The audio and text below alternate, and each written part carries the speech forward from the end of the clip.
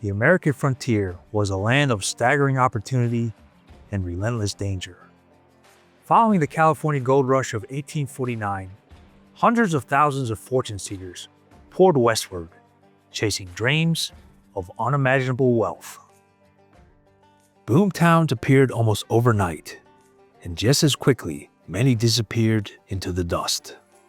Laws struggled to keep pace with a rapidly expanding nation, leaving vast stretches of the frontier with little more than a badge and a revolver standing between order and chaos.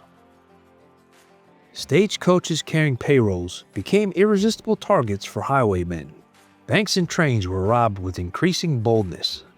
Cattle rustlers preyed on ranchers. Horse thieves could leave a family stranded hundreds of miles from civilization. And disputes over gambling tables or a careless insult often ended in deadly gunfire. Men like Jesse James, Butch Cassidy, and Billy the Kid became legends, while frontier lawmen fought a constant battle to impose order where government was often little more than an afterthought. It was an era that gave rise to larger-than-life figures, men whose reputations often grew beyond the truth. Some became infamous criminals, others became celebrated heroes, but few names have endured more than Wyatt Earp. For generations, Hollywood portrayed Earp as a fearless lawman who tamed the Wild West, the unflinching hero of the gunfight at OK Corral. But the real Wyatt Earp was far more complicated than the silver screen would have us believe. Before he became legend, he was a gambler, a buffalo hunter, and at times, a man who lived in the gray areas of frontier justice. Was Wyatt Earp truly the incorruptible lawman of American folklore? Or was he simply another ambitious man trying to survive in one of the most violent periods of our nation's history? Hi, I'm Mike Droberg, and today we'll separate the myth from the man in today's episode of Forgotten History. The beginning of the toughest 26 days in Marine Corps history. With confidence in our armed forces. The 36th President of the United States died this afternoon. Tell them there are children and women in here and to call it off.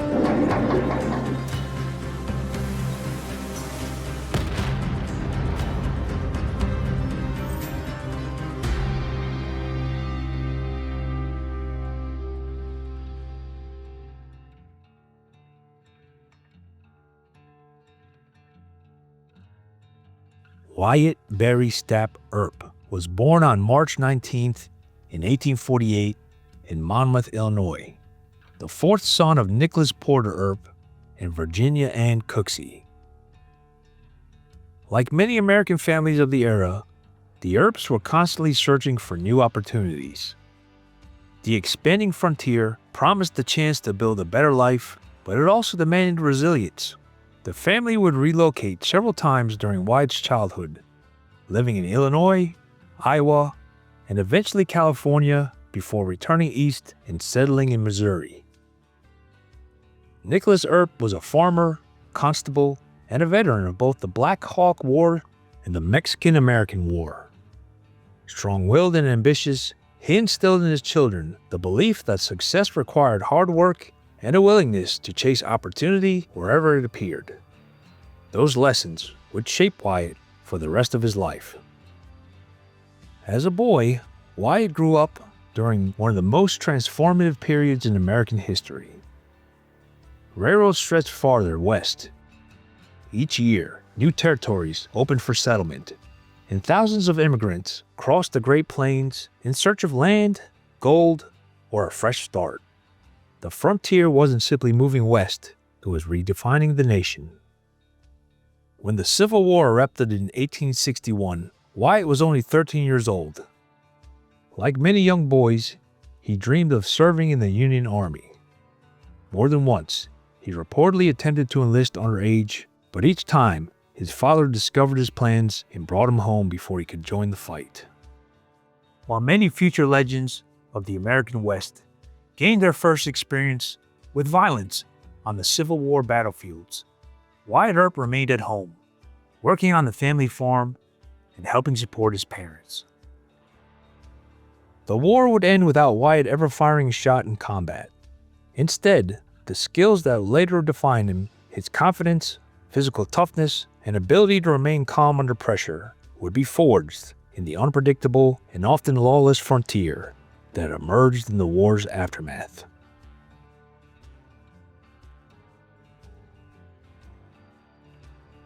In 1868, at just 20 years old, Wyatt Earp found steady employment hauling freight and supplies along the expanding western frontier. The work was demanding and often dangerous, but it offered something many young men craved: opportunity. America was rebuilding after the Civil War as railroads pushed westward, bringing new towns with them almost overnight. 2 years later, Wyatt married Urilla Sutherland, the daughter of a hotel owner in Lamar, Missouri. Friends describe Urilla as intelligent and deeply devoted to Wyatt. For a brief moment, it appeared that his life was taking a conventional path. Wyatt purchased a small home and found work as a constable, confident he was finally building a life he wanted with Urilla. But those dreams were shattered in early 1870. While pregnant with their first child, Urilla contracted typhoid fever, a disease that regularly swept through frontier communities where clean drinking water and modern sanitation were virtually non-existent. Within days, both Urilla and their unborn child were dead. Wyatt was devastated. According to later accounts, he sold their family home and abandoned nearly everything he had built. The promising young husband who had envisioned a quiet life in Missouri disappeared, replaced by a restless drifter searching for purpose on the American frontier. The years that followed remain some of the least understood of Wyatt Earp's life. Wyatt drifted from town to town, taking whatever work he could find. He hauled freight, hunted buffalo, worked around saloons, and earned money as a professional gambler. But Wyatt also found himself on the wrong side of the law. In 1871, authorities in Arkansas issued a warrant accusing him of stealing horses, a serious crime on the frontier, where horses were often more valuable than cash. Whether Wyatt was guilty remains a matter of debate. Before the case could be resolved, he left the state and the charges were eventually dropped.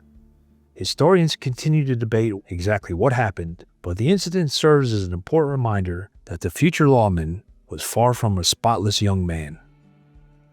By the mid-1870s, Wyatt had made his way to Wichita, Kansas, one of the booming cattle towns that had become gateways between the Texas cattle drives and the expanding railroads. Thousands of cowboys arrived each season, carrying weeks or even months of pay. Wherever the money flowed, so did violence. For Wyatt Earp, Wichita would become the place where his reputation as a frontier lawman truly began.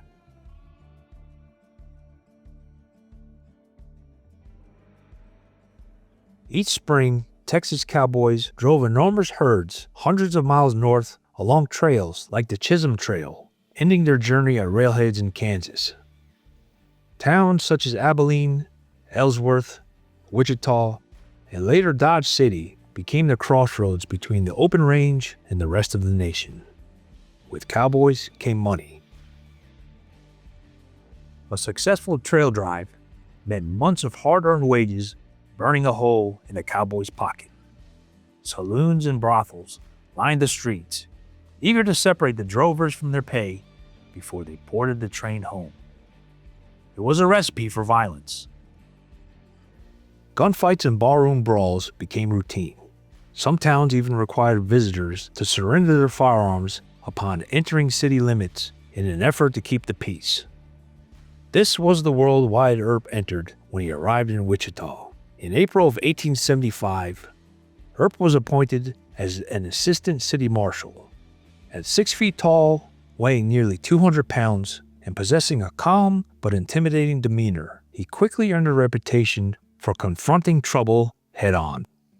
Unlike many lawmen who reached for their revolvers at the first sign of resistance, Wyatt often relied on his size and physical strength. Numerous accounts describe him disarming drunken cowboys knocking them unconscious, or simply overpowering them without firing a shot. His greatest weapon wasn't necessarily his pistol. It was his composure. That ability to keep his nerve would become one of his defining characteristics throughout his career. But Wichita also demonstrated that Wyatt was no saint. He continued gambling to supplement his income, something many frontier officers did because their government salaries were often meager and unreliable. The distinction between lawman and businessman was often blurred on the frontier, and Wyatt was no exception. Wyatt's career in Wichita came to an unexpected end in 1876, following a controversy with fellow lawman James Mike Meager. According to contemporary accounts, the two men became embroiled in a political dispute during a local election. One version of events claims Wyatt struck Meager during an argument, while another suggests the conflict stemmed from disagreements over law enforcement and local politics. Whatever the precise cause, city officials chose not to reappoint Wyatt as assistant marshal. For a man whose reputation and livelihood depended on wearing a badge, the decision was a significant setback. Rather than remain in Wichita, Wyatt looked farther west, where new cattle towns were booming and experienced lawmen were always in demand. That search for a fresh start would soon take him to Dodge City, Kansas, where both his reputation and his legend would truly begin to grow. If Wichita had been rough, Dodge City, Kansas was on another level. One newspaper famously described it as the wickedest little city in America. Located at the end of the Santa Fe Trail and a major railhead for Texas cattle drives, Dodge attracted gamblers, prostitutes, professional gunfighters, and outlaws from across the West. Violence was so common that gunfire barely attracted attention. During his time in Dodge City, Wyatt met Martha Jane Mattie Blaylock, a young woman who worked in the city's thriving vice district. Like many frontier towns, Dodge City offered few respectable employment opportunities for single women, and prostitution had become an accepted part of the local economy. Wyatt and Mattie soon began living together as husband and wife, though they were never legally married. It was also in Dodge City that Wyatt met a man who would become his closest friend and most famous ally, John Henry Doc Holliday. A former dentist from Georgia, suffering from tuberculosis, Holliday had abandoned his profession for a life of gambling. Brilliant, fiercely loyal, and notoriously dangerous when provoked, Doc's reputation with a revolver was already becoming legendary. Despite their very different personalities, he and Wyatt formed a friendship built on mutual respect that would endure for the rest of their lives. For nearly 3 years, Wyatt helped keep order in one of the most violent towns in America. But by 1879, another boomtown was capturing the nation's attention. Hundreds of miles to the southwest, a rich silver strike in the Arizona Territory was creating fortunes almost overnight. Its name was Tombstone.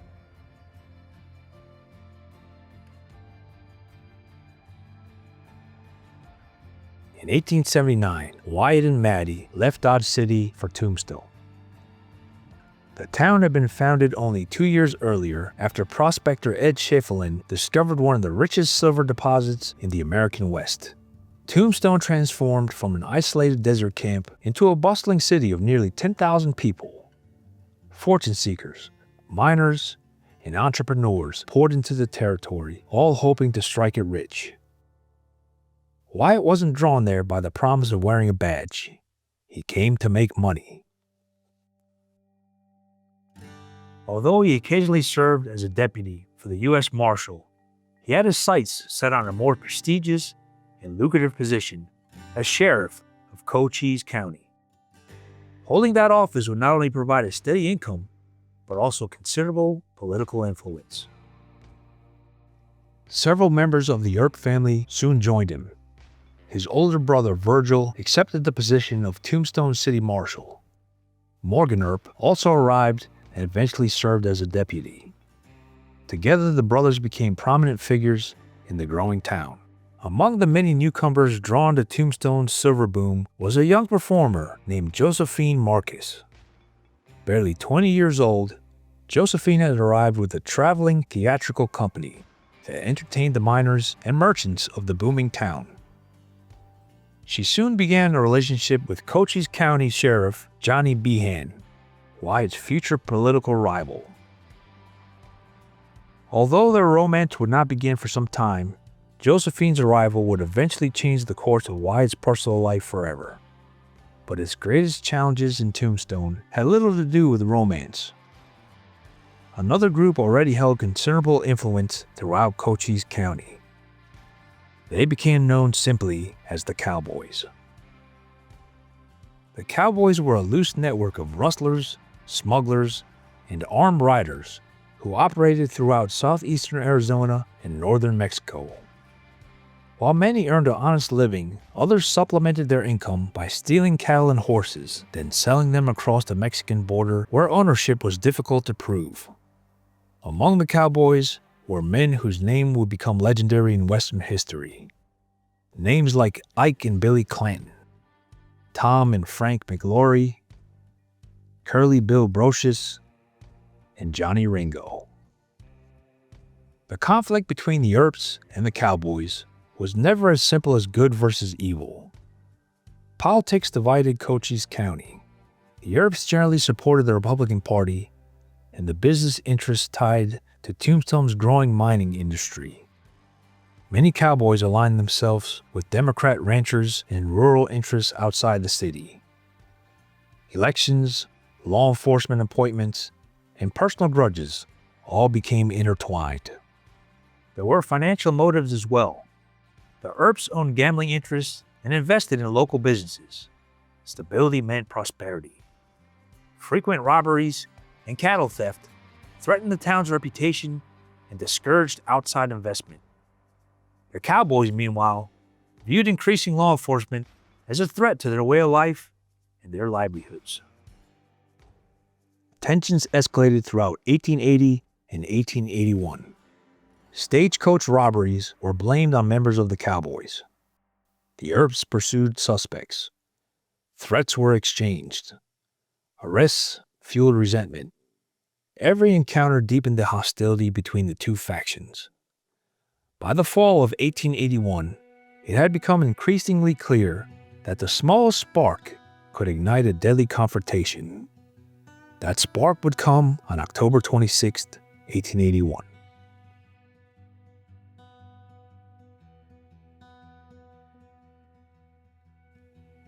For generations, Americans have heard of the gunfight at OK Corral.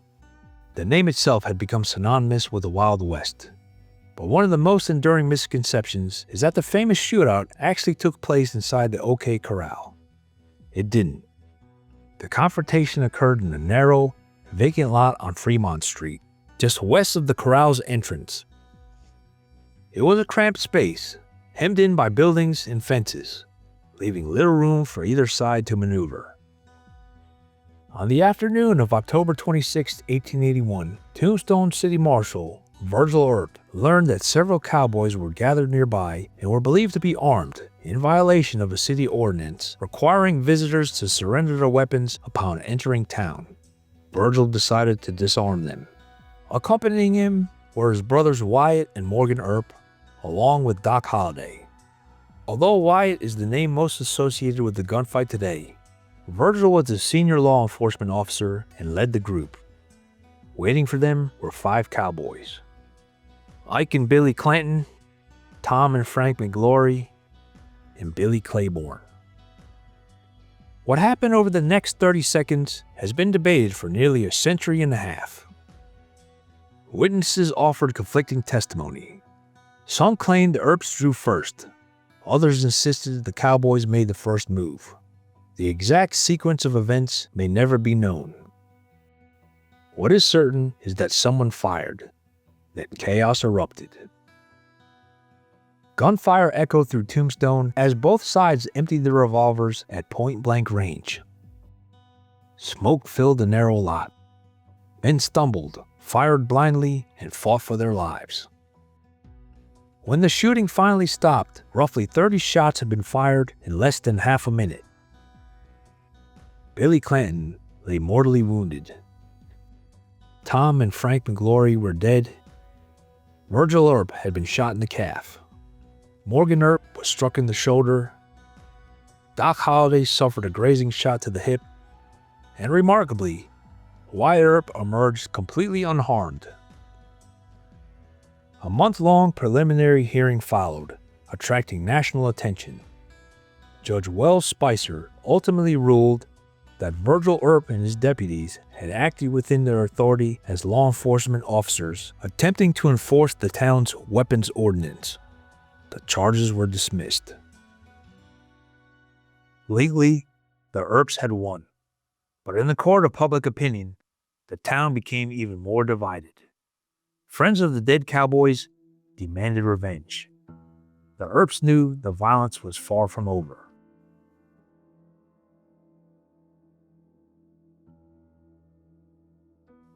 Although Judge Spicer ruled that the Earps had acted lawfully, many Cowboys viewed the decision as a miscarriage of justice. The hatred that had simmered for months now boiled over into open warfare. The Earps became marked men. On the evening of December 28, 1881, Virgil Earp was walking through Tombstone after returning from a theater performance when hidden gunmen opened fire with double-barreled shotguns. More than 20 buckshot pellets struck him in the back and left arm. Against all odds, Virgil survived, but his left arm was permanently crippled, ending his career as a lawman. 3 months later, tragedy struck again. On the night of March 18, 1882, Virgil Earp was playing billiards at Campbell and Hatch's saloon. As he leaned over a table to line up a shot, a gunman fired through the window from a dark alley. The bullet struck Morgan in the spine. He collapsed into Wyatt's arms. Morgan lingered for several hours before dying at the age of 30. For Wyatt, the murder of his younger brother changed everything. The law had failed to protect his family. Now, he would seek justice himself. Wyatt organized a federal posse under the authority of U.S. Marshal Crawley Dake. Accompanied by Doc Holliday, Sherman McMaster, Turkey Creek Jack Johnson, Texas Jack Vermillion, and several others, he escorted the wounded Virgil and the rest of the Earp family to a train bound for California. At the Tucson rail yard, the posse spotted Frank Stillwell, a cowboy suspected of participating in Morgan's murder. What happened next remains controversial. Witnesses claimed Stillwell was attempting to ambush the Earps. Others argued he was unarmed and possessed no immediate threat. What is beyond dispute is that Wyatt and his posse confronted him. Moments later, Frank Stillwell lay dead beside the railroad tracks, his body riddled with gunshot wounds, including a devastating blast from a shotgun. Arizona authorities immediately issued murder warrants for Wyatt Earp and several members of his posse. Rather than surrender, Wyatt rode deeper into the Arizona territory. Over the next several weeks, the group tracked men they believed were responsible for the attacks on Virgil and Morgan. Along the way, they engaged in several armed confrontations with members of the Cowboys. The most famous occurred near Iron Springs on March 24th in 1882. Wyatt's posse unexpectedly encountered a group led by Curly Bill Brocious, one of the Cowboys' most notorious figures. According to Wyatt's later account, he charged forward with a shotgun and fired both barrels into Curly Bill at close range, killing him instantly before exchanging gunfire with the rest of the group. Whether every detail unfolded exactly as Wyatt later described remains a matter of debate. No independent witness confirmed Curly Bill's death, and his body was never conclusively identified. Nevertheless, most historians believe Brocious likely died during the encounter. Within weeks, the Vendetta Ride was over. Wanted for murder in Arizona, Wyatt and his companions crossed into Colorado, effectively ending one of the most famous manhunts in Western history. By then, Earp had crossed an invisible line. He entered Tombstone as a lawman seeking opportunity. He left Arizona as a fugitive, pursued by the very legal system he had once served. Although warrants remained outstanding, Arizona authorities were never able to bring Wyatt Earp to trial. As the years passed, the cases quietly faded away.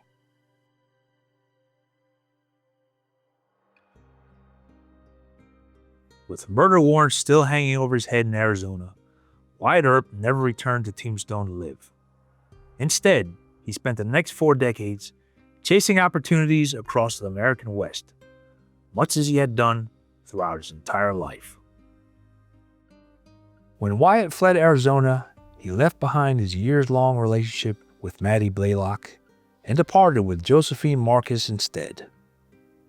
Whether their romance began before or after the events in Tombstone remains a subject of debate. What is certain is that they remained together for the rest of Wyatt's life. Wyatt would continue to rarely stay in one place for long. He followed mining booms to Colorado, Idaho, and Montana. During the Klondike Gold Rush of the late 1890s, Wyatt and Josephine traveled to Alaska, where they operated the Dexter Saloon in Nome, serving prospectors hoping to strike it rich. When one boom faded, Wyatt simply moved on to the next. He finally settled in Southern California. By then, the Wild West that Wyatt had known was disappearing. The frontier had closed. Railroads connected the nation. Automobiles were replacing horses. The era of cattle drives and frontier marshals was giving way to modern America. Ironically, it was in California that Wyatt found himself surrounded by a new generation of storytellers: Hollywood. The fledgling film industry was fascinated by the Old West, and many actors, directors, and producers sought out aging frontiersmen who had actually lived through it. Wyatt spent his final years living quietly in Los Angeles, California. On January 13th, 1929, Wyatt died at home at the age of 80 from chronic cystitis, a long-term inflammation of the bladder.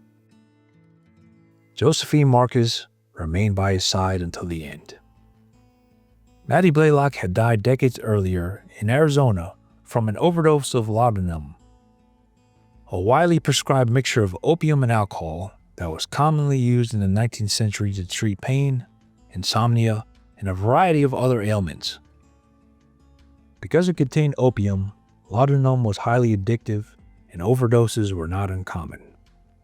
Doc Holliday, Wyatt's closest friend, had died of tuberculosis in Glenwood Springs, Colorado, in 1887, at just 36 years old. Although Wyatt was gone, his story was far from over. In 1931, journalist Stewart N. Lake published Wyatt Earp, Frontier Marshal. The biography became an enormous success and transformed Earp from a well-known frontier lawman into one of the most enduring legends of the American West. It portrayed Wyatt as the fearless, incorruptible lawman who single-handedly brought justice to the American frontier.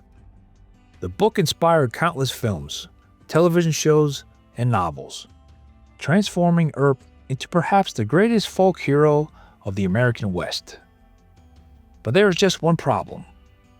Modern historians have discovered that many of Lake's claims cannot be verified. Some conversations appear to have been invented. Certain events were dramatically embellished. Other stories conflict with contemporary newspaper accounts, court records, and eyewitness testimony. That doesn't mean the entire book is fiction. Rather, it blurred the line between history and legend, presenting an idealized version of Wyatt Earp that audiences eagerly embraced. Hollywood took that version and ran with it. From Kurt Russell to Kevin Costner, countless portrayals, each generation created its own Wyatt Earp. Sometimes he was depicted as an unshakable hero, other times as a reluctant gunfighter, forced to do what others could not. The real Wyatt Earp was almost certainly more complicated. He wore a badge, gambled professionally, and invested in mining claims. He associated with saloon owners and prostitutes. He enforced the law. He also took part in a vendetta that left several men dead. Like most people who lived on the frontier, Wyatt wasn't entirely a hero or a villain. He was a product of a violent place and a violent time. Perhaps that is why his story continues to fascinate us. Not because he was perfect, but because he wasn't. Let us know your thoughts about Wyatt Earp in the comments below. Thank you for watching Forgotten History. Please like, share, and subscribe. If you have any comments or show ideas, we'd love to hear from you. Thanks again.